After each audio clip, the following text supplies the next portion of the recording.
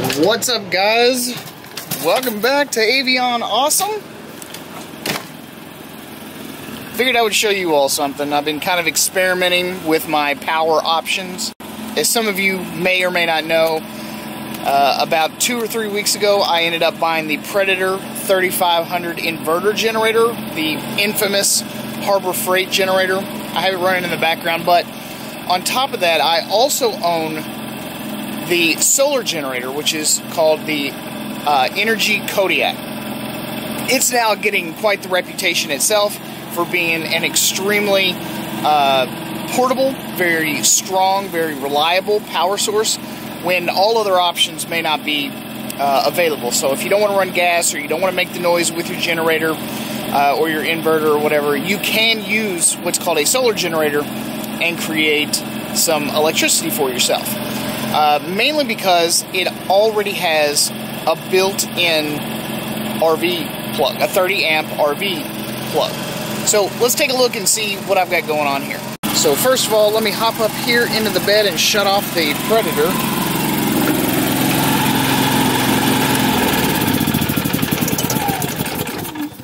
Okay. By the way, I have decided to push it as far up against the back of the bed as possible, and I've used 2 bike cables going through the tie-down loops in order to secure it into the back of the bed. I don't know if that's the best way or not. Maybe there's a better way, but this just seemed like the easiest, most logical. 2 points of contact. You know, if they're gonna try and, you know, steal this thing, better to have 2 than 1. So that's how I ended up doing it. If you guys have any better ideas, you all just let me know. Okay, so on the Predator, you have 2 120 volt plugs on the front of the unit. Easy enough. So when the generator is running, you can plug things in and charge them. Very convenient, considering that this needs to be charged. This is the Inergy Kodiak. This unit has 6 120 volt outlets, 2 standard 12 volt style outlets, which I have converted to USB because I use these USBs more than I do anything else. It already has 4 built-in USB ports, but these are live all the time. These have power delivered to them along with these 100% of the time, and you don't have to turn the actual generator on, thus engaging the 1500 watt pure sine wave inverter that's built into this. So if you can charge things up in here, you save energy by not having to turn on the inverter. It's also got this 30 volt plug, or 30 amp rather, I'm sorry, RV style plug. So if you want to run your RV cable and plug it directly in, no twist lock required, you can do that. Now, it comes with an AC charger. Let me show you. It comes with an AC charger, right, that you can just plug directly into the Predator 3500 and recharge it. The good news is that you don't have to use an AC adapter. Like I said, this is a solar generator. So being a solar generator, you can charge it via solar.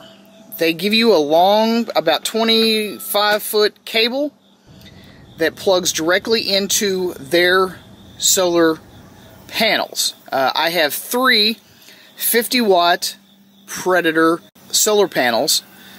Very, very small, very lightweight. They're aluminum backed. They do have lamination on the front. They weigh about 4 pounds each, so they're not super flexible, but they are a bit more durable because they have a metal backing instead of just like that PET plastic stuff. Now you can hook up standard solar panels to this if you want. They make a special connector. This is where you would plug in for 12 volt. So you can 12 volt charge this from the inside of your vehicle while you're driving and use the alternator as your power source to charge this thing up. So you can charge it via 12 volts, you can charge it via AC, you can also charge it with solar panels, These terminals are also always live, so if you wanted to expand this out and attach flooded lead acid batteries or AGM batteries, you can do that. So you don't have to just rely on the power that's in here. If you wanted to expand this system and add as many batteries as you want, there is no limit, to my knowledge, as to how many batteries that you can add on to the Inergy Kodiak. So it's a very versatile system. The best part is that it only weighs 20 pounds. Easy grab handle. All metal construction. So when gas is at a premium, or you don't have access to any gas, you can just default to this. Or, as a better option, when you do have gas, use this as much as possible, and when it starts to get low in its voltage, when the voltage begins to drop, you can just plug it into your Predator and charge this thing back up. This is a fantastic safe storage of energy that can be brought inside, that doesn't have any gas to worry about, doesn't have any oil to worry about, no fumes, none of that stuff. This is lithium powered. 1.1 kilowatt hour of energy can be stored in the Inergy Kodiak, and like I said, because it's so lightweight, it's easily storable anywhere. It's easily transportable anywhere. So like right now, this is south, so the sun is coming in from this direction. I could leave the Kodiak up in here, roll the cover, you know, if you're worried about the weather or environmental contaminants or whatever, plug in the 25-foot cable and set your panels out here and collect all that sun and recharge. This thing can handle up to 600 watts of solar at a time. If you wanted to have sort of like a portable kit, you know, a lot of people enjoy like the suitcase style kits. You can put that out here, run the cable up into the bed of your truck or your van or whatever you happen to be using. It's just a very versatile storage of energy. And I happen to really like it because it is lightweight. I don't want to move that thing around. As awesome and as quiet as that is, when I turn this on, you don't hear anything. Okay? That's the ultimate in quiet portable power. If you're looking to stay as quiet as possible, that's probably going to be your best option. The only downside to it is its price. Lithium is not cheap. It is a much newer technology. It doesn't require any maintenance, though. You don't have to continuously refill all of your water. You don't have to maintain water levels. You don't have to do any of that. It can be stacked, mounted, tipped, sideways. It doesn't matter. You can lay it on its back. You can lay it on its side. So there are a lot of advantages to it. But you are going to pay for that convenience, that quiet, that portability. You're going to have to pony up for this type of system. But it is still one of the best considering its lifespan. It has a lifespan expectancy of 2,000 full discharge and recharge cycles. Just think about all the laptops that are on the market right now, and how those cells and those batteries in those laptops, they can be charged and recharged and discharged and recharged multiple times. Years and years of trouble-free use.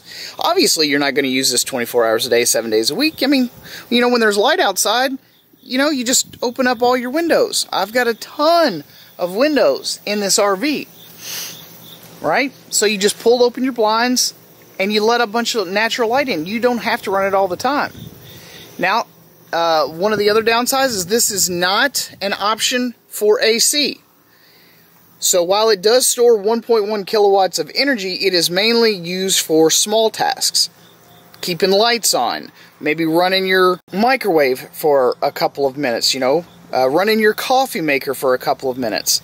It is not a long-term solution for running AC, but for everything else, and with the convenience of the 30 amp RV plug, it makes it an absolute steal for what it can do. in terms of staying quiet, staying stealthy if you happen to be doing urban camping, clean, no fumes, no gas to maintain, no oil to maintain, no messy anything. It is clean and lightweight and durable and portable. So, I just kind of wanted to show you all that because it is a very powerful option if you plan to either full-time or hell, just as a supply. Just having something extra, just having an option, you know, for your camping needs, for your RVing needs. I have plugged my entire camper up to the Kodiak generator several different times. It will turn on everything. It will recharge the house batteries. It will turn on all the lights, all the 12-volt appliances, all that kind of stuff. It will run the refrigerator, but the refrigerator uses about 330 watts per hour. So you would only be able to run it for about 3 hours on the Kodiak. So it's not a big appliance generator. It is mainly meant to supplement and store. So if you wanted to charge your laptops, your phones, your tablets, all those other things, it's your incidentals. So don't look at it as a full generator replacement. Look at it as an addition. So that when you do need a few little things, none of the major things, but when you do need a few little things, you can get it done. And it's all in one. It's already got the RV plug, it's got the built-in lithium batteries, it's got the built-in pure sine wave inverter. I believe it's 1500 watts, and it can be charged from multiple things: solar, AC, DC, and it can be expanded with multiple batteries. So I just kind of wanted to share the setup that I've been working with and how I plan to use it. I think it's an invaluable tool for anyone that's traveling on the road. Keep it in your truck, keep it in your van, keep it in your RV.